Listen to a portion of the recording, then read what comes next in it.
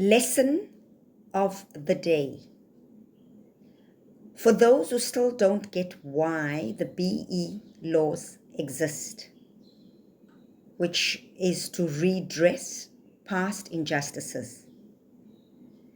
Today, I want you to note well how employment equity was always a thing in South Africa and how non-whites were excluded from economic participation. So today we are just doing employment equity. So I have to read, okay? So Hendrik French Verwoerd,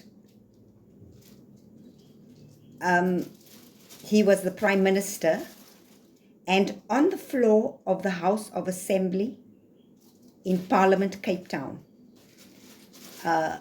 in his biography of the man Verwoerd, this person who wrote this article, this is what he said.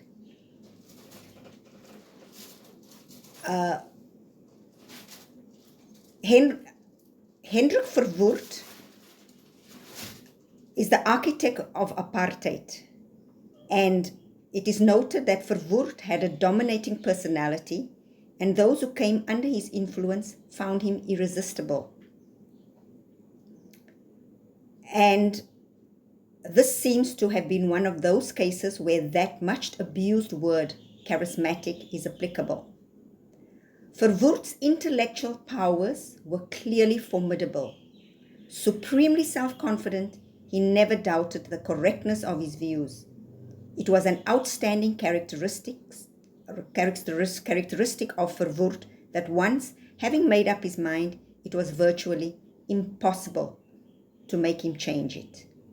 Okay? So in order to give some indication of how Verwoerd sought to rationalize the imposition of demographic representativity in 1930s white South Africa, something he was not able to put in practice in the 1930s. But then in apartheid, which is post-1948, he was able to put it into practice. So below are 10 extended quotes illustrating some of his reasoning. So he is an early proponent of employment equity. Number 1. A possible solution to Jewish domination of the economy of South Africa. Below are the possible ways in which the state can help Afrikaners gain their necessary share of commerce and industry. The country's commerce and industry is still busy developing. In the first place, this expansion must be placed at the disposal of the English and Afrikaans-speaking parts of the population, presently being disadvantaged in these fields. No mention of the non-whites, no blacks, coloreds, Indians, no mention.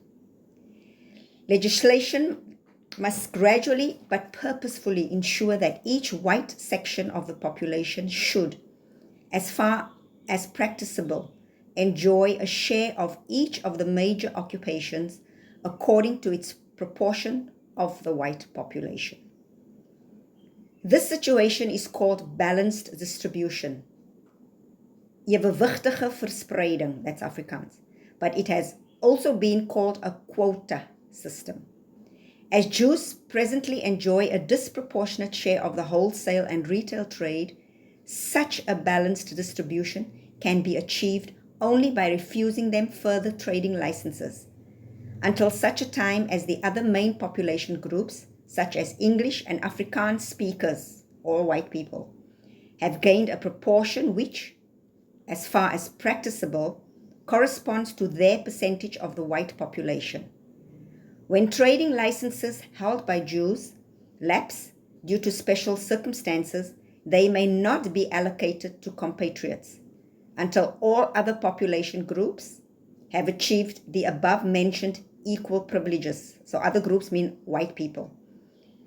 And this is called gelyke bevoorregting in Afrikaans in this regard. However, this does not include the normal transfer of a business from a father to a son. So you see,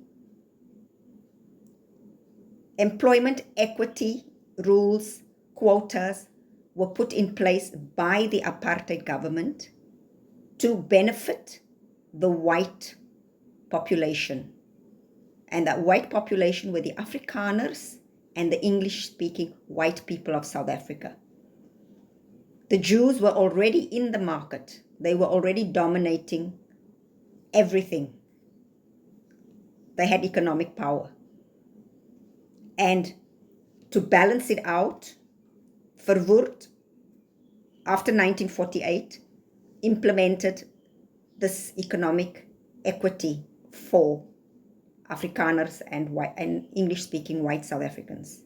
So note well, there is zero mention of non-white South Africans. They were excluded from this. So the BEE laws we have today is to redress this injustice. So do you understand this? Especially white people, can you understand this? So if you think you are suffering now or you are being discriminated against, the same thing happened to non-white people. And it is not reverse apartheid, no. Reverse apartheid means you did it to us, so we're going to do it to you. No. This is a redress of an injustice, which means that did not include them, so you have more. So in order to make it equal, you need to wait for a little bit. You put the brakes on so that we can get these people on this side up to your level. Do you understand that? And this BEE laws is not going to be there forever.